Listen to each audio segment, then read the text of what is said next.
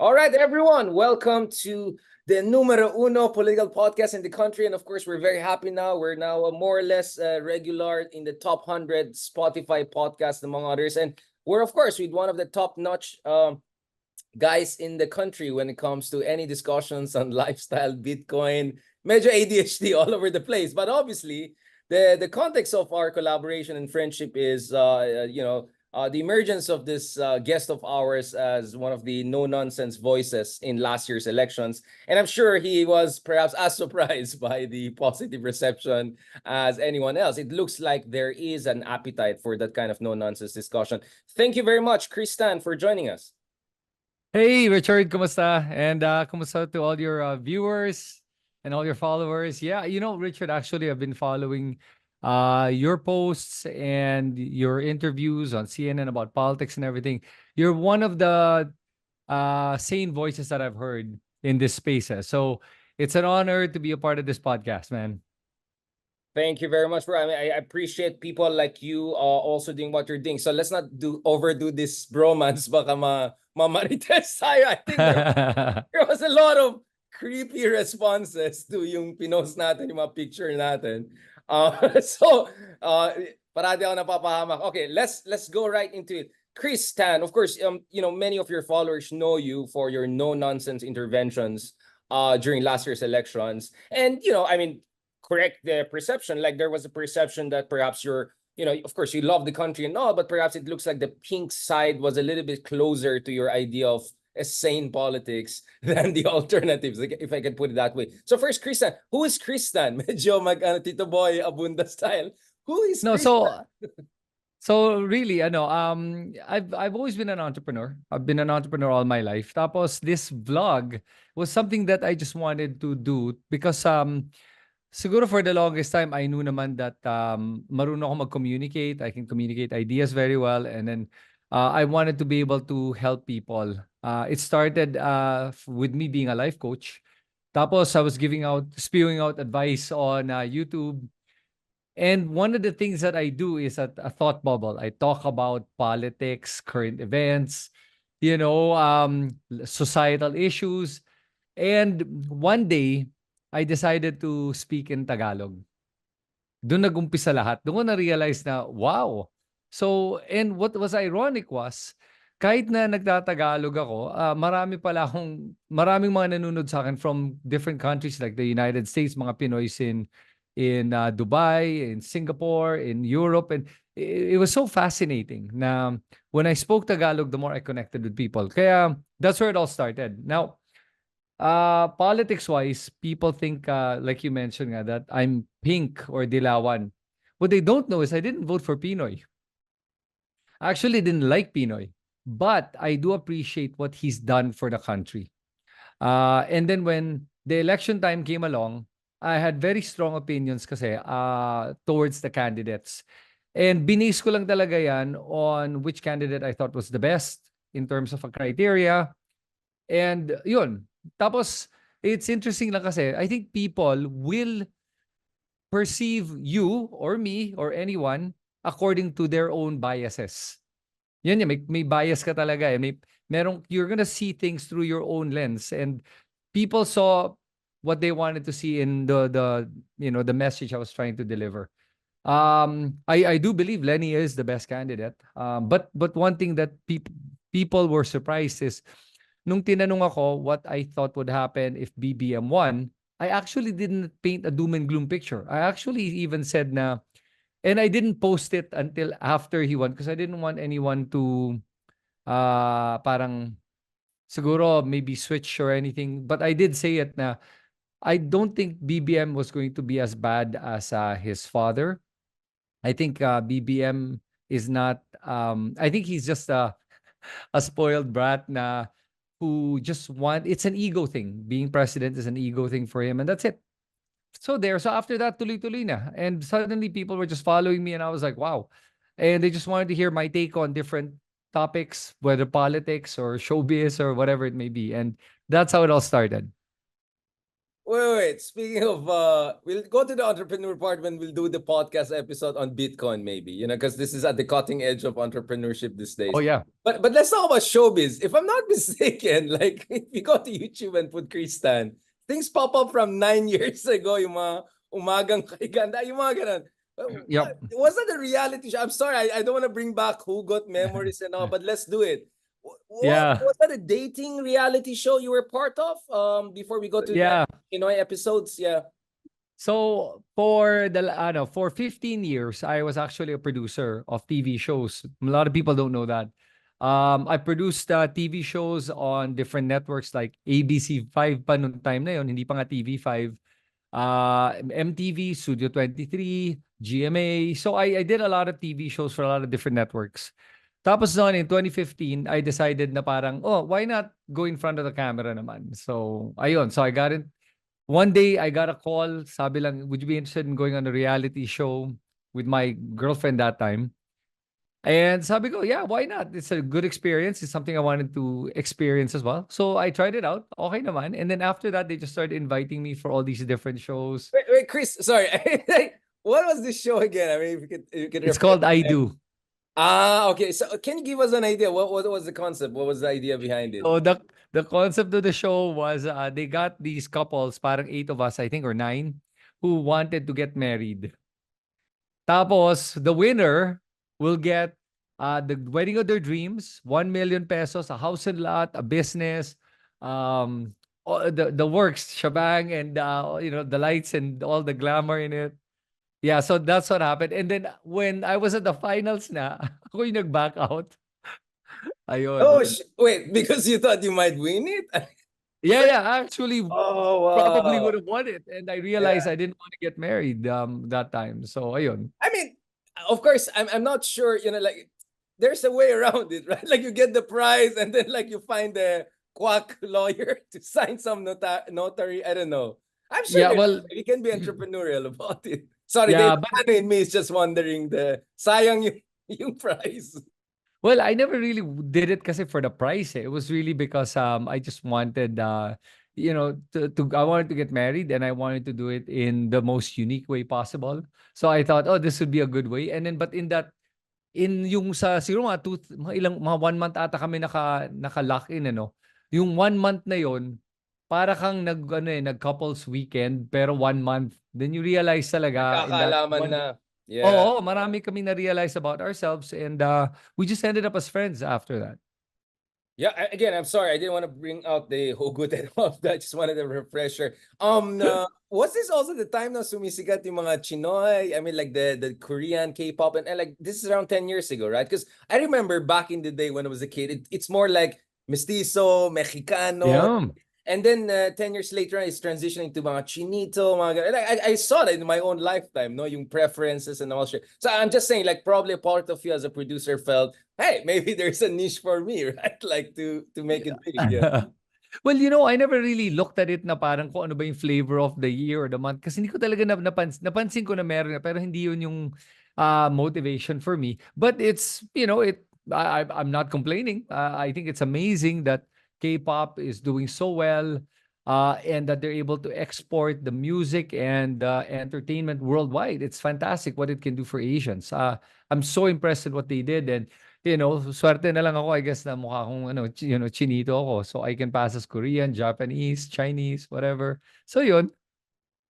No, I mean, the reason I'm asking this, I mean, we'll go into this more in the next episode when we talk about your experiences at Chinoy in this very, charged moment. But that's I'm just saying, things are, I mean, as an Asian, I can pass off as a Mexican, but as an Asian, like I feel finally the Asian men are getting the kind of appreciation perhaps they deserve, because we grow up with all these blonde blue-eyed men and all as the matinee idol, and like and they're like low quality copycats, and I just felt that's something. But we can go to that later and perhaps in the next episode. Medyo, I mean, my goodness, I don't want to use the term interracial discussions, but let's stick to this. Okay, so ano yung pinakaunang episode na biglang boom, nakita mo grabe yung response at talagang ano yun, parang meron kang instinctive moment na, ay, kailangan ko mag-Tagalog para maka-reach out sa mga tao. And your Tagalog is less Konya than mine. Ako, nakikita ng tao, I'm still trying to reach out, but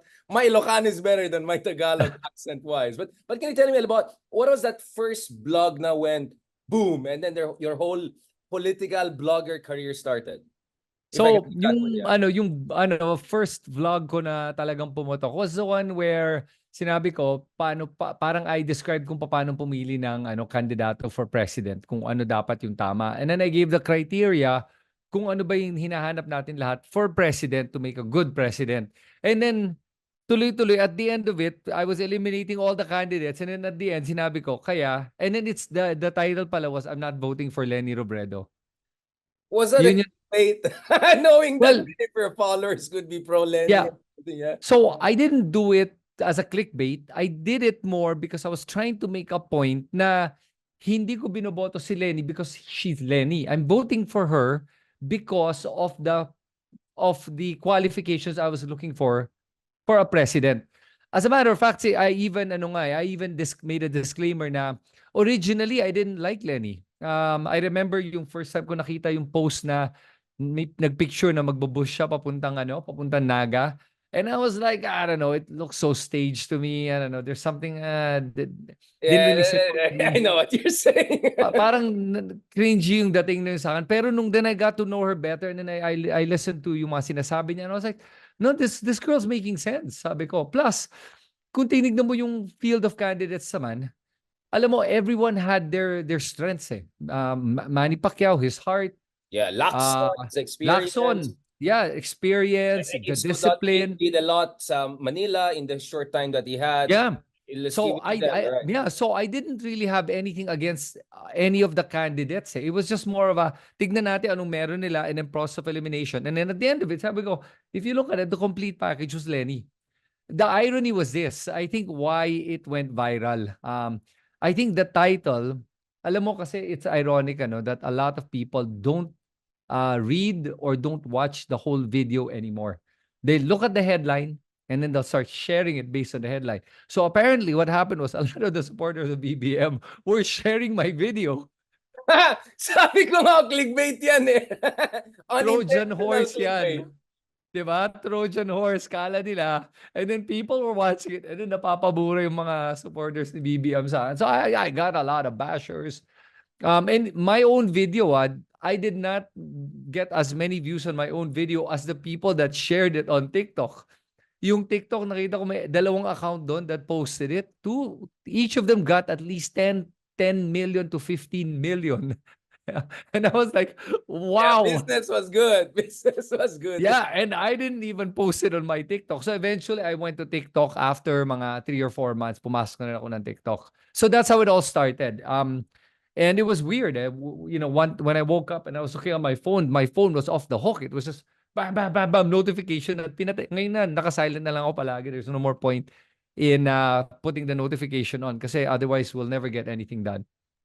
Yeah, I mean, the geniuses, the PhD in political, in computer science and physics, all of them are working on ways up to hack our mind, right? So like, take out the notification. For me, because I honestly, I see social media as an outlet, not inlet, right? Like, it's for me to get the message out, and then I don't want to do anything with this world. Like, you cut it out, right? So that's why I can manage it, calibrate it. Not to mention you need digital Sabbath or actual Sabbath. Now let's go back to this. I mean, obviously, in my case, I was very apolitical in the sense I was always more concerned about international affairs, global affairs. Those are the things that excited me when I was as young as like 5-6-year-old. I was talking about Iraq War, etc. So that was really how I grew up. So I always felt about Philippine politics like, oh my goodness, mga dynasties, mga ganun. It's like juvenile, puerile. Like, it gives a bad name to democracy. And sometimes I felt it's like a hopeless case. And then Pinoy came and I felt, okay, something interesting could come here. Although I was half skeptical, half hopeful with Pinoy. And I think his record more or less was mixed, but on the better side of the mix than most of the other leaders. But, I remember very well 2015. The first time I saw Duterte kind of flirting with the idea of presidency, this is like August, July pa lang. And we had a show on Tito Boy, Abunda, Lisandro Claudio, Nicole Corato. All of us were there. And I said, he's a dark horse. Because I always felt there's something in him that can click with millions of people are just so fed up with Yep. traditional nonsense politics. And no, it's because I studied other countries. It happened in Turkey. It happened just now in Yep. Argentina with a Right. crazy Elvis Presley looking guy. It happened with with all around India, Narendra Modi, Indonesia. I was there when Jokowi is coming. So I always felt, I mean, yun ang problema sa atin sa mga Pilipino. We think we're too exceptional when in fact, maraming meron sa atin na third world. Meron sa ibang third world countries na nakikita ko. For Argentina, Turkey, India. So I just felt this guy has a chance. And I just felt many people are too dismissive about him. So that's where I began to become like, wait lang. This guy, if he wins, he's gonna change everything. You know, the first interview I watched of him was with Maria Ressa, right? Like our Rappler friends did a lot too, you know, to get him into the.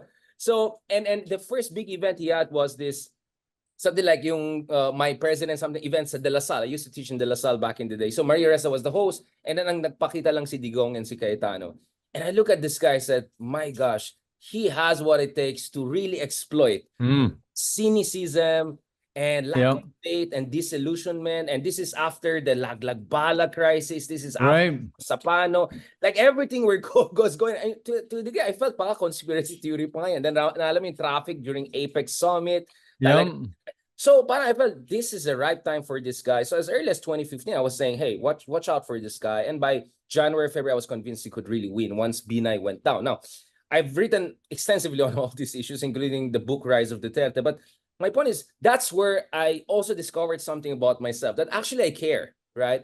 Actually, when I fear there's a fundamental threat to our way of lives or whatever little freedoms we have, I'm someone who cares. And at the same time, of course, I'm not cancel culture type in the case that, you know, many of people close to me voted for Duterte. So I don't think that they're bad people. I just felt maybe they didn't choose the best guy, but I understood where they come from. The grievance, the hurt and all of that. And the next 6 years is really the story of my career. So both on West Philippine Sea and both on democracy issue, I tried to push back against this guy.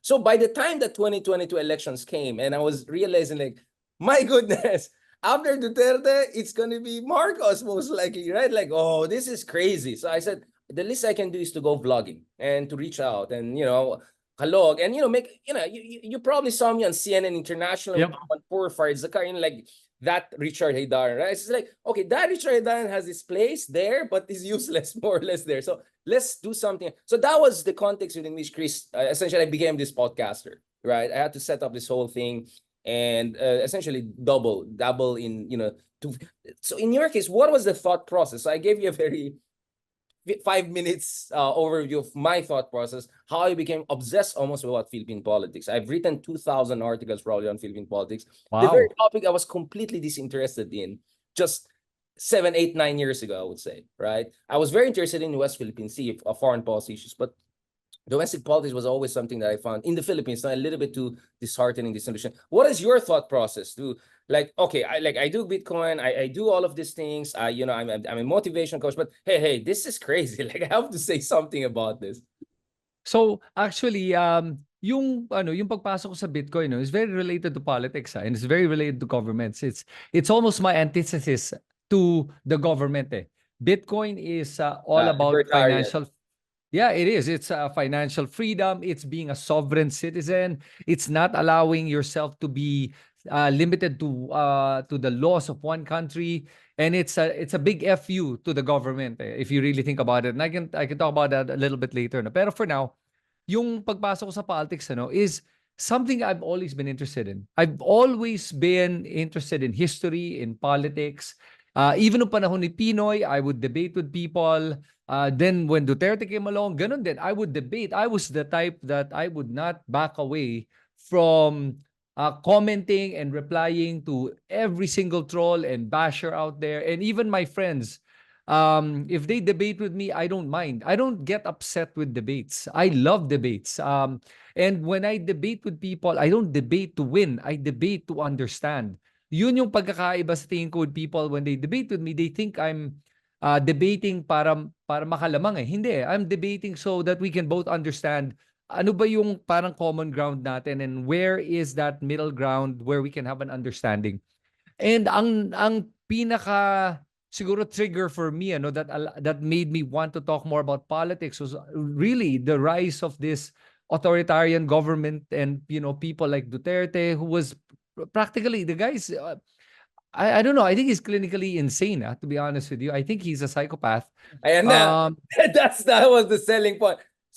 Chris, just to be clear, I was contractually obliged not to say something like that. But you know, I'm not necessarily disagreeing with you, right? Like, yeah. Oh, okay. Go ahead. So you felt you have to say it. Call a spade a spade. Like, you know, no nonsense. And I know when I say that, I'm not trying to insult anyone. For me, kasi when a person is glib about talking about raping somebody, sexual assault, about killing people, wow, you know, you look into a person's eyes, you can tell if somebody is a murderer, you know, a serial killer. You look into their eyes, you can see their soul or the lack of it. This guy does not have a soul. But I do believe he believes that he is doing what he's doing is good. I do believe that the people supporting him believe that what they're doing is good. And it is insane lang that I see so many people that are mesmerized with this idea na okay lang pumatay kasi masama naman silang lahat. Pero hindi naman natin talaga alam kung masama. Kaya nga may batas tayo, di ba?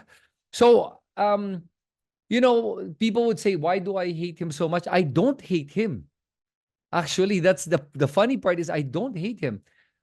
You can put any name there. Anyone who murders people and brags about it is not on my good list. It's not a person, it's the idea of it.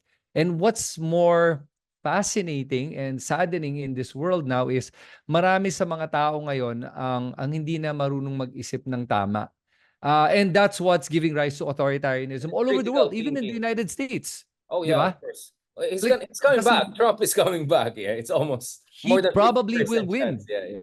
Yeah, he probably will win, and he will avenge his last loss and whatever anyone did to him. And it's going to be insane what's going to happen to the world if Trump wins. And for me, this is the problem with yung sa mga tao ngayon. They're not there's wala nang critical thinking.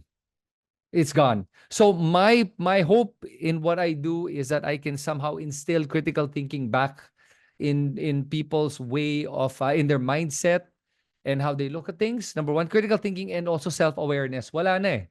There's no such thing as self-awareness anymore. People are just zombies now, walking on this earth. And they speak as if they believe something, but in reality, it's a borrowed belief. Because they can never defend what they believe in. That's why you know it's a borrowed belief. And that's the sad part about this society. And if I can change one person's mind by the vlogs I do, kahit na isa lang, every day, then I've done my job. And that's why I do it. And that is really my motivation for doing these vlogs.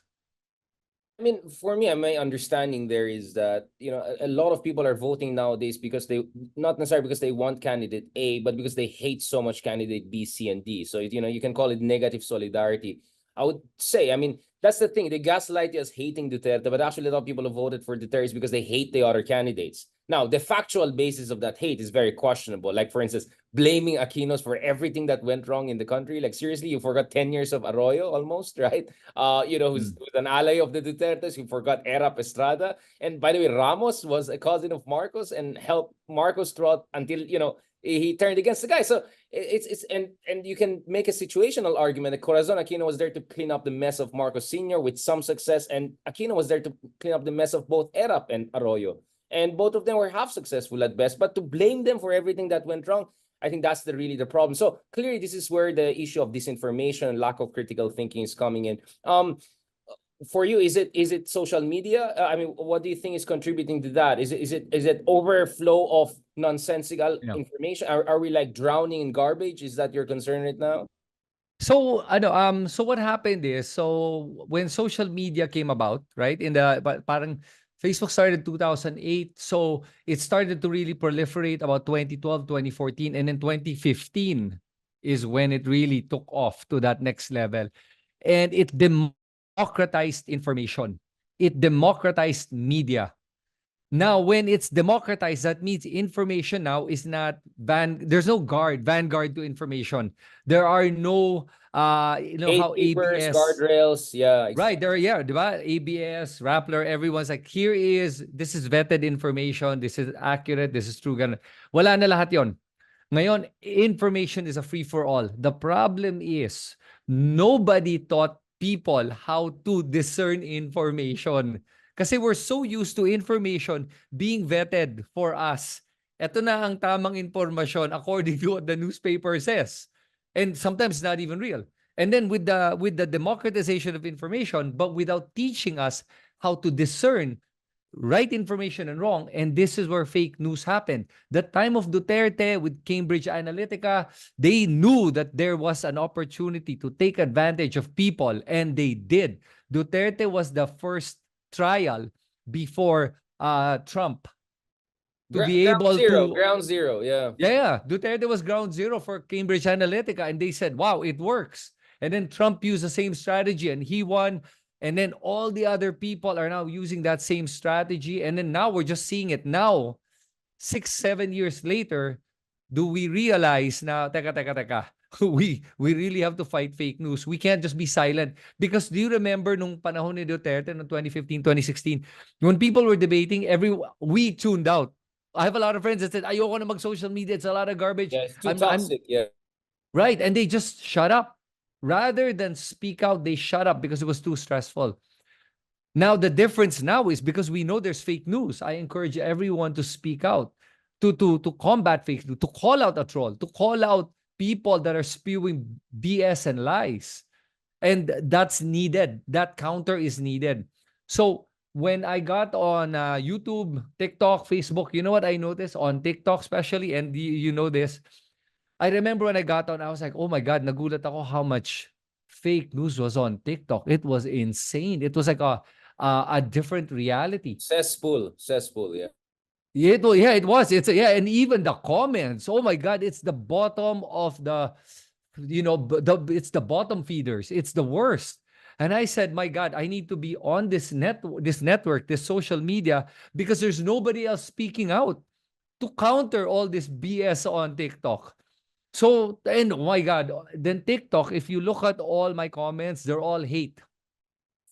Because people that would support are afraid to speak out, because if you support, you will get the trolls and the bashers all coming in to make you feel so bad and attack you that to just silence you. Yeah, I mean, I And call tell that people not poisoning to. the well strategy. I call that the poisoning the well strategy. They don't even need to win over or expose us as ridiculous, meaning people of reason or facts. They just, all they need to do is to demobilize people, to make them so, they want people to be allergic to even conversation, right? Yeah.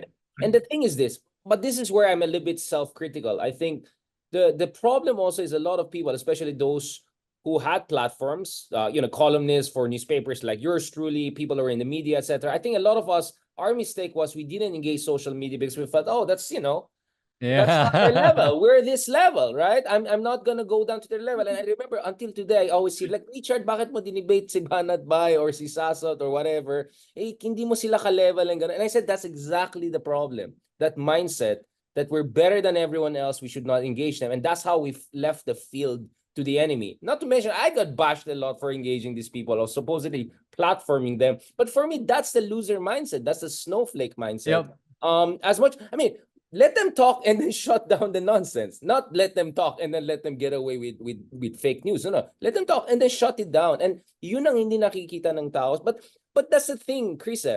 You need to have cojones, right, to do this. You need a certain degree of audacity and strength of character and conviction. I mean, I did martial arts. I do yoga. I do all of these things to literally to be physically able to take all of this nonsense and attacks and death threats throughout the 6-7 years or so. In your case, what is your routine? I mean, you seem to be in a health buff kind of a fitness person, motivational coach. I mean, did that help you? Because yun nga, like, I know you're saying dapat mas nag-engage tayo, pero medyo kailangan mo rin ng kapal ng mukha, di ba? and Yeah, honesty and strength of character. Alam mo siguro, no, the reason na ako masyado naman talaga na-affect ng mga bashers is because meron akong paniniwala talaga that people are entitled to their opinion. And I really believe that I have no need to change your narrative of me or anything else. If you be like in your mind, I am the enemy, that's your mind and that's your life. Who am I to control your narrative or the movie in your mind? That's not my business, 'di ba? It's not. I have no need to do that. So when I was able to let go of that need, then I had a lot more respect for people's opinion. So when people have a different opinion, I just accept it as their opinion. As much as this is my opinion, that's theirs. And when I speak, I'm not trying to convince anyone to change their mind. I'm just speaking to let people know this is my opinion. Ikaw bahala what you decide to do with that opinion.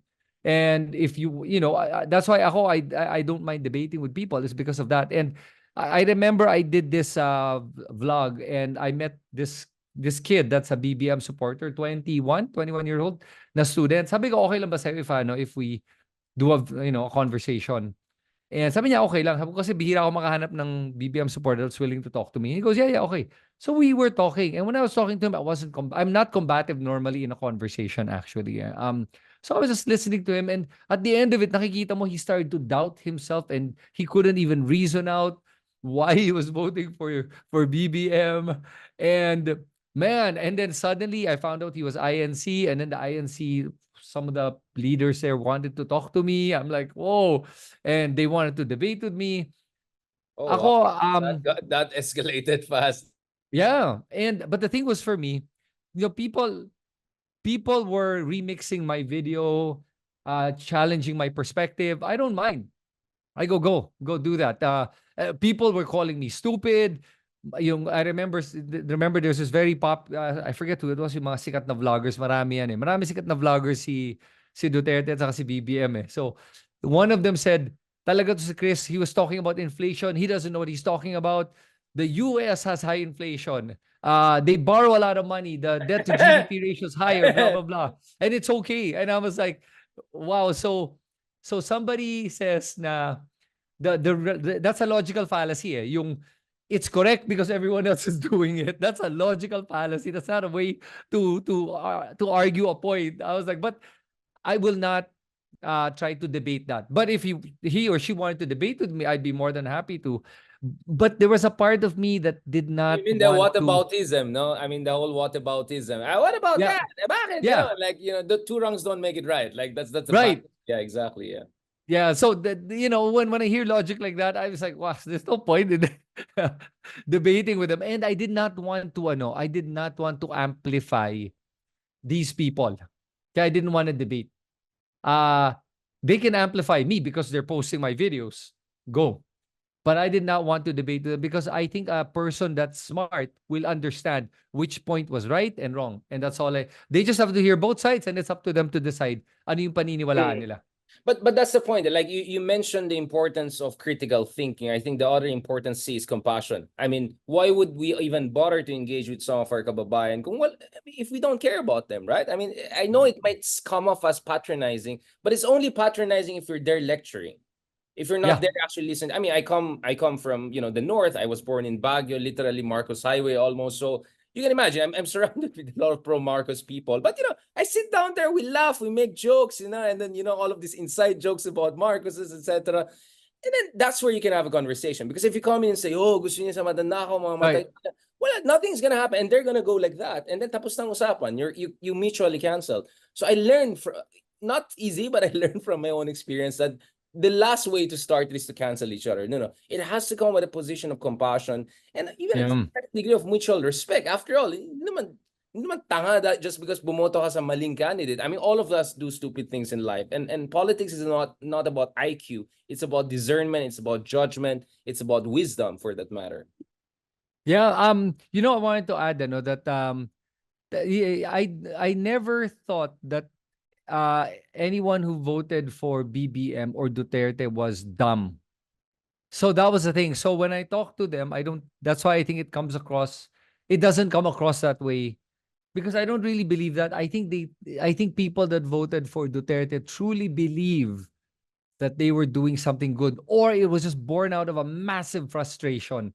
And I understand that frustration. Exactly, the You felt that. frustration. Exactly. Yeah, it was I even know exactly that frustration because nga nung panahon nga ni Pinoy, Pinoy kasi came across unempathic. He was I remember the scene when I was so pissed when the Hong Kong tourists were on the bus, the hostage taker was there, and then the police came in and then started just shooting randomly and actually killed the tourists. It wasn't the hostage taker that killed them, it was the police because they were just shooting. And Pinoy on the mic on the press con, I remember that press con. He looked at the camera and he said with a smirk, he goes, "Shh, mas grabe nga naman yung sa Russia, mas marami namatay dun eh." I'm like, wow. Nag-whataboutism din siya. Yeah, nag-whataboutism Yeah, siya. yeah. Yeah. When he said The that, I same was on like, Mama Sapano, di ba? The same on Mama Sapano. The concern was, he should have gone there and embraced the yeah, families. And he said something like, ayoko nang magdrama or something like that. I don't know how.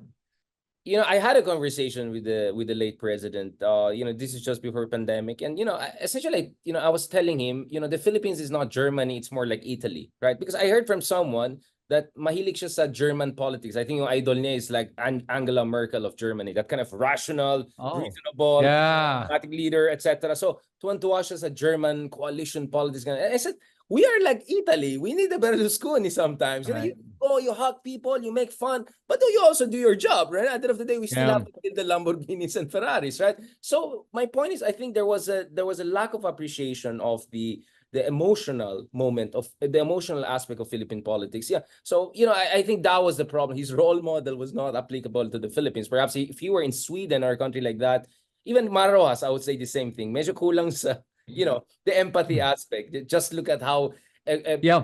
Neta Rojas was trying to come up with and yung Pajak, I mean, like with the Lacoste, like, are you kidding me? I mean, like this, like how Oh, not to do presidential campaign? I don't know what on earth was going on there. Like from Pinoy to Mar Rojas, like really something was going on. yeah, there was a disconnect, they were not connecting with the people. Pero you know what? I'll tell you what's so interesting. The very reason why Pinoy won is the same reason why Duterte won.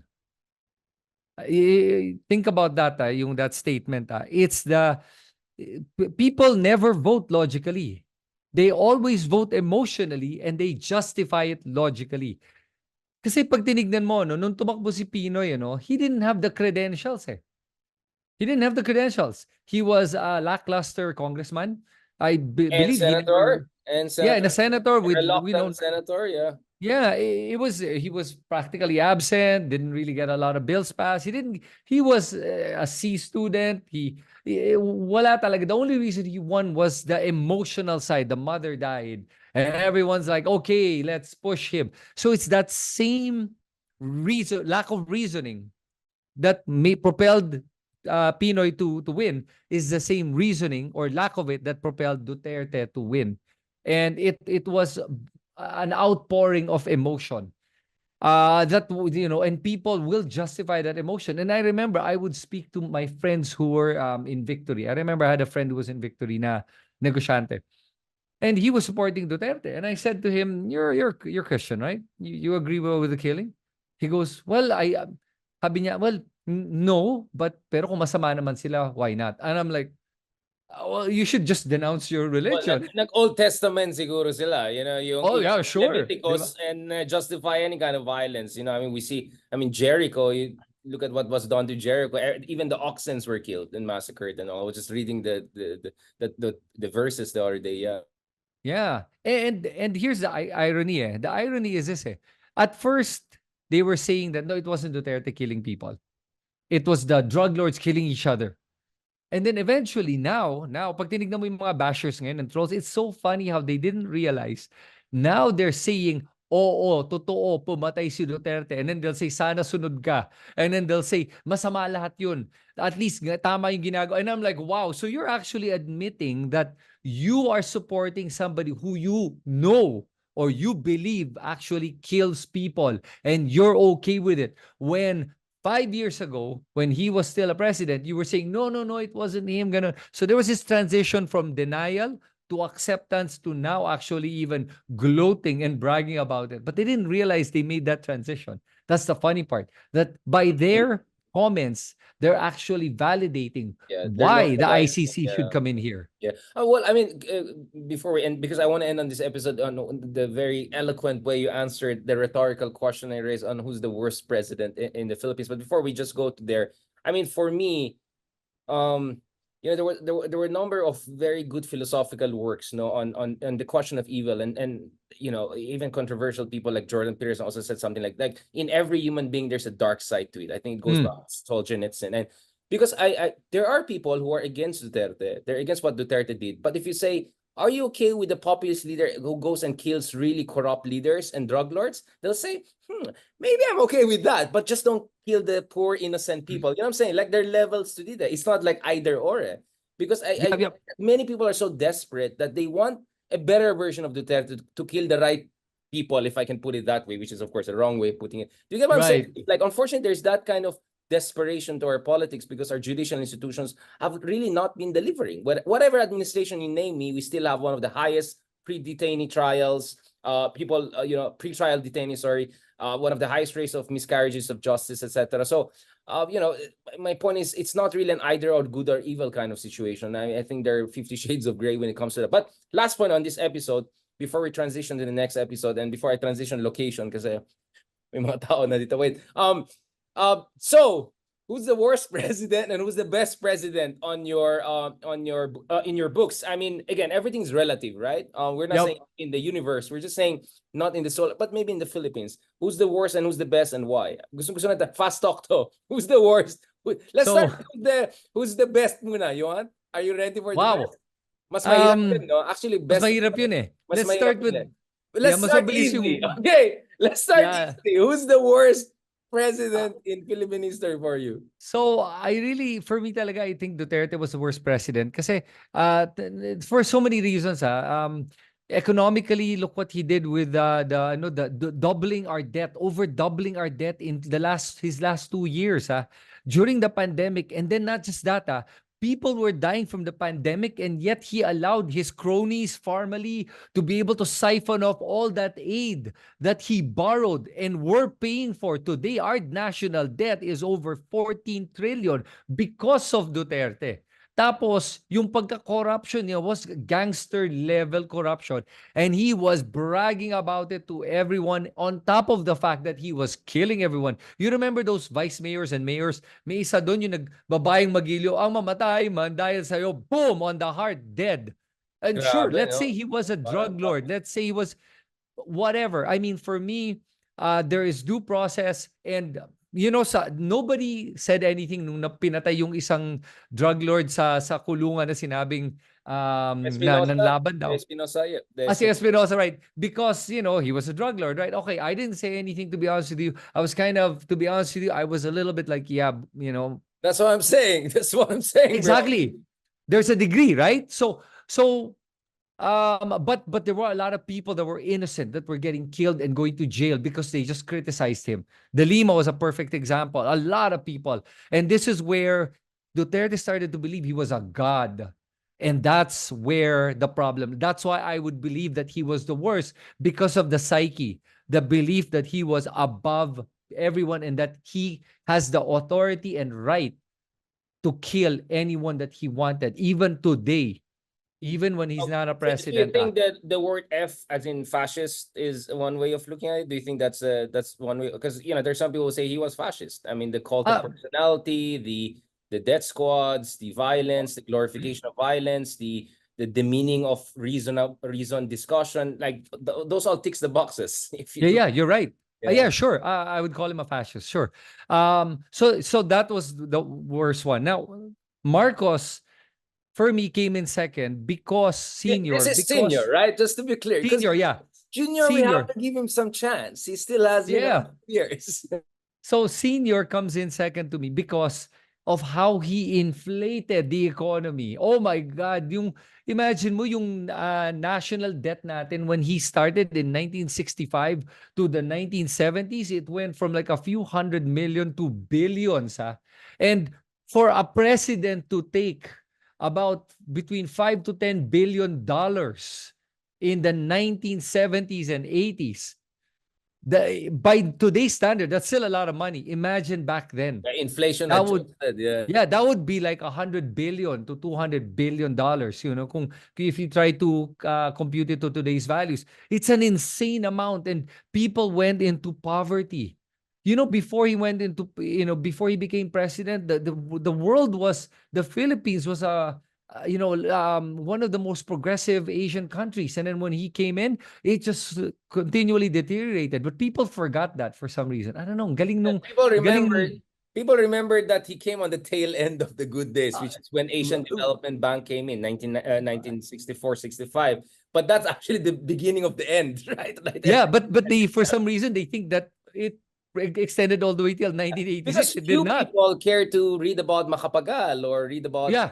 Magsaysay a little bit better. Like so like all presidents before Marcos are kind of like hazy characters, except probably Aguinaldo or Manuel Quezon. So I think Marcos just Karened everyone out of our imagination. Parang siya yung Karen. Let's call it Kevin. I just thought about the male version of Karen as a Kevin. He Kevin his way out of Ken and Barbie. He Kevin his way out. So if you say glory days, people think 1960s Marcos pa rin, 1950s no.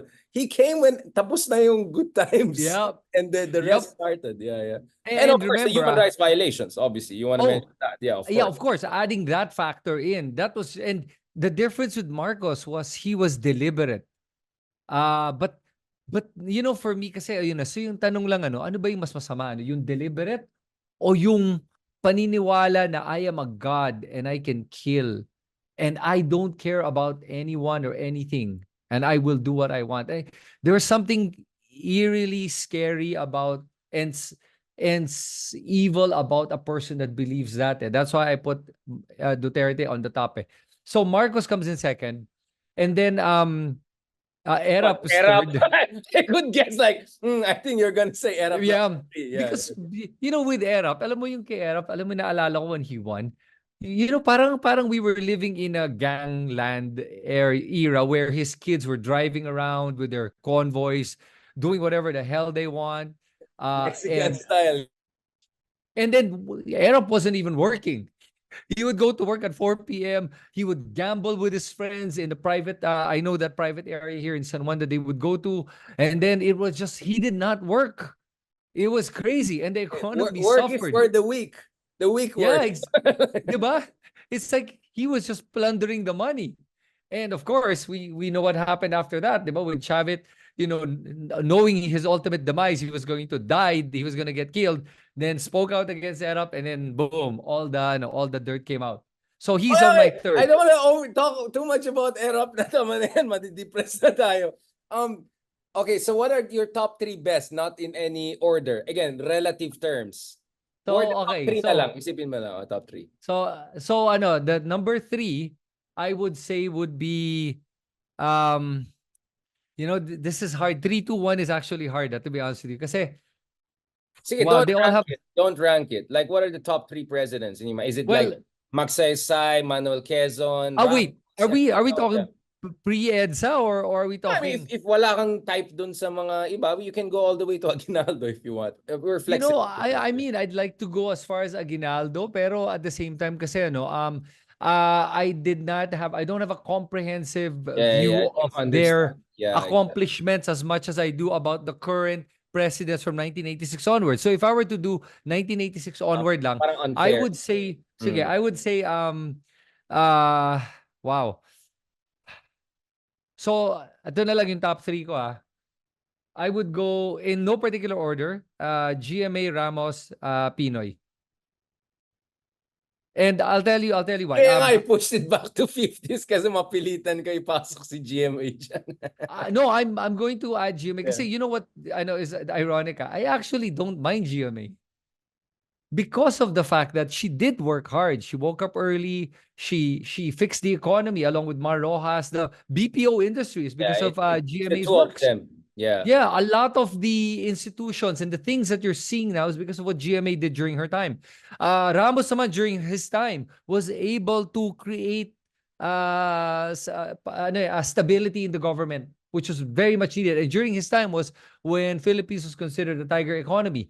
And even when they borrowed, the GDP grew commensurate. And It was dollar was like relative. 26 pesos, right? Dollar was 26 pesos. I remember during Ramos' time, Vision 2000. He was kind of Yeah. like hot tier Lee Kuan Yew when he would go around the region, etc. Yeah, I mean, And he was a Arroyo, statesman. He yeah, was a statesman. He was very very good. smart people, both of them, Arroyo and Ramos. Although, of course, I would put Ramos way ahead. Yeah. And And Pinoy, yes, right? You're the other one, yeah. You so think yeah, Pinoy is so better than Ramos or Arroyo? Obviously. okay. So the reason I would say Pinoy did better, because economically he was the one who had the most sound economic principles, not because he was smart. He hired smart people. He inspired smart people to join the government. And that's what impressed me, that I did not see that was going to happen. And I was impressed at all the technocrats that decide, people from private sector that joined the government of Pinoy because they wanted to genuinely help. I was so impressed that, remember, during Pinoy's time, we had a budget surplus. And the national didn't go up. The national debt actually, I think it went down, if I remember correctly. Yeah, as a share of Yeah. as a It share. was amazing. It Yeah. was amazing what he was able to do with the economy. The only flaw that he had was he lacked empathy.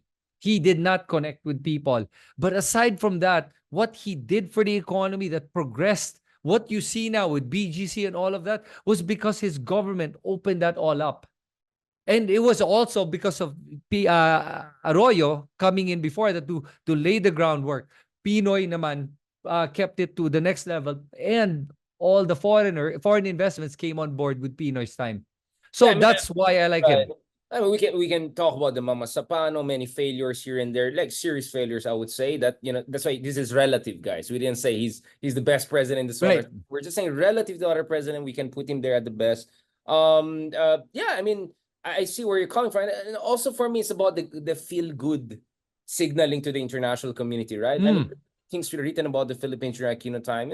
Philippines was increasingly respected countries and a respectable country. And for me, that mattered because I dealt with investors, Wall Street. I dealt with international community, stood up to China. And that's going to be a next topic episode. Let's talk about China, West Philippine Sea, and being a Chinoy in this interesting times, if we can put it that way. Thank you very much, Chris, for joining us. Thanks, Richard. I enjoyed this conversation. Thank you.